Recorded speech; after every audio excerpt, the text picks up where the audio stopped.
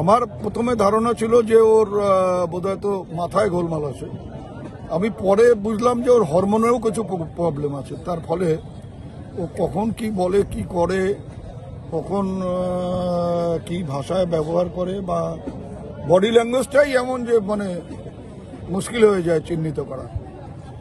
ও এই ধরনের কথাবার্তা বলছে, বলে লাভ নেই কোনো। বাংলার মানুষ মমতা বন্দ্যোপাধ্যায়কে চেনে। মমতা বন্দ্যোপাধ্যায় কি করছেন না করছেন বাংলার মানুষ দেখছে। তার কাজে এইসব বোকা বোকা কথা বলে নিজেকে খেলো করা। দিল্লিতে, হরিয়ানাতে, উড়িষ্যাতে, রাজস্থানে বিজেপি তার সংকল্পপত্র পুরো করেছে। 7ই মার্চ দিল্লির জনগণ, মহিলা দিদি বোনেরা 2500 টাকা করে পাবে।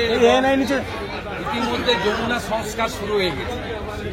500 টাকার এলপিজি সিলিন্ডার পাবে এবং চিকিৎসার জন্য কেন্দ্রের 5 লাখ, রাজ্যের 5 লাখ, 10 লক্ষ টাকার ফ্রি ট্রিটমেন্ট দেবে। দিল্লিতে যা হচ্ছে বাংলাতেও তাই হবে।